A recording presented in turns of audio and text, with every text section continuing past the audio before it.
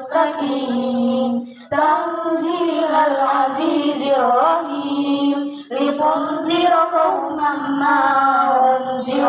آباؤهم فهم غافلون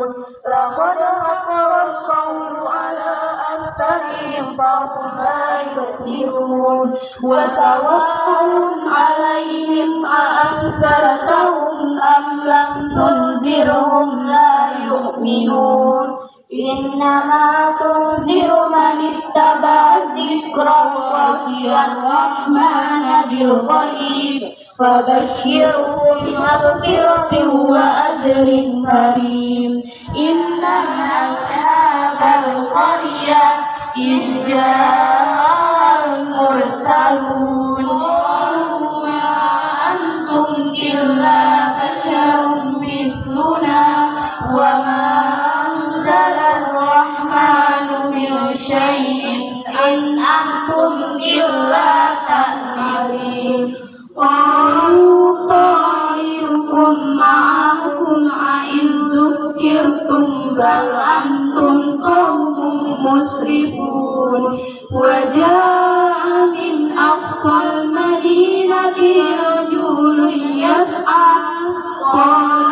يا قوم اتبعوا المرسلين وآية له الأرض الميتة أحييناها وأخرجنا منها حبا فمنه يأكل آية لهم الليل نسلخ منها النهار فإذا هم مظلمون في فلك يسبحون وآية لهم أنا حملنا جريهم بالفلك المشحون وخلقنا لهم من مثله ما يركبون اليوم نختم على أفواههم وتكلمنا أيديهم وتشهد أرجلهم بما كانوا يكسبون ولو نشاء لمسنا على أعينهم فاستبقوا الصراط وأنى يبصرون ولو نشاء لننذر من كان حيا ويحق القول على الكافرين أولم بلى وهو الخلاق العليم إنما أمره إذا أراد شيئا. Tulus dalam menghadapi berbagai ujian dan cobaan darimu, serta ikhlas dalam mengabdi kepadamu. Allahumma ya Allah, Tuhan yang maha memberi petunjuk, tunjukkanlah kepada kami semua